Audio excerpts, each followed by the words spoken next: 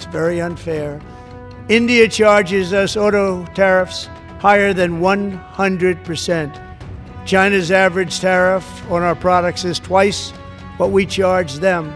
And South Korea's average tariff is 4 times higher. Think of that, 4 times higher. And we give so much help militarily and in so many other ways to South Korea. But that's what happens. This is happening by friend and foe. अमेरिकी राष्ट्रपति Donald Trump ने घोषणा की है कि 2 अप्रैल से Bharat, Brazil और चीन सहित कई देशों पर जवाबी टैरिफ लागू किया जाएगा। ट्रंप ने मंगलवार को अमेरिकी कांग्रेस के संयुक्त सत्र में कहा कि यह कदम उन देशों की अनुचित व्यापार नीतियों के जवाब में उठाया जा रहा है जो अमेरिका पर अधिक शुल्क लगाते हैं। इस फैसले से वैश्विक व्यापारिक माहौल में तनाव बढ़ने की आशंका है। हालांकि भारत को उम्मीद है कि वह वर्तमान में चल रही व्यापार वार्ताओं के जरिए इन टैरिफ से बच सकता है।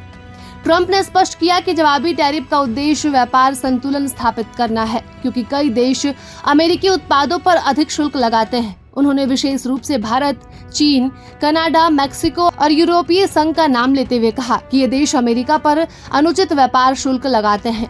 ट्रंप ने कहा कि अगर आप अमेरिका में अपना उत्पाद नहीं बनाते तो आपको शुल्क देना होगा। दशकों से अन्य देश हम पर शुल्क लगा रहे हैं, अब हमारी बारी है। उन्होंने भारत के ऑटोमोबाइल उद्योग का जिक्र करते हुए कहा कि भारत अमेरिका से आने वाली कारों पर 100% से अधिक शुल्क लगाता है। वहीं भारत के वाणिज्य मंत्री पीयूष गोयल इस समय अमेरिका में व्यापार वार्ता के लिए गए हुए हैं। सूत्रों के मुताबिक भारत और अमेरिका के बीच सकारात्मक बातचीत चल रही है और दोनों पक्ष एक दूसरे की चिंताओं को दूर करने के लिए प्रयास कर रहे हैं।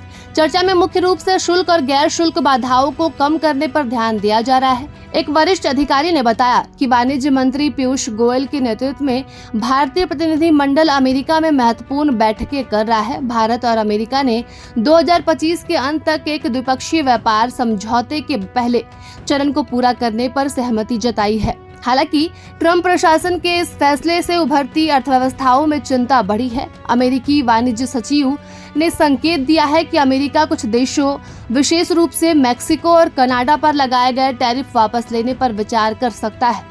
इस बयान के बाद भारतीय शेयर बाजार सहित एशियाई शेयर बाजारों में सकारात्मक प्रतिक्रिया देखने को मिली। इस बीच पीयूष गोयल 3 से 8 मार्च तक अमेरिका में रहेंगे। वो अमेरिकी व्यापार प्रतिनिधि जेमिसन और वाणिज्य सचिव से मुलाकात करेंगे। सूत्रों के अनुसार इस बैठक में द्विपक्षीय व्यापार समझौते पर रोड मैप तैयार करने पर बातचीत होगी। दोनों देशों के बीच व्यापार संबंधों को संतुलित करने के लिए आने वाले दिनों में नई घोषणाएं संभव है। भारत सरकार इस स्थिति पर बारीकी से नजर रख रही है और व्यापार वार्ता के जरिए राहत पाने की कोशिश कर रही है। यदि भारत और अमेरिका के बीच समझौता हो जाता है तो इससे न केवल भारतीय व्यापारियों को राहत मिलेगी, बल्कि अमेरिका के साथ व्यापारिक रिश्ते भी मजबूत होंगे।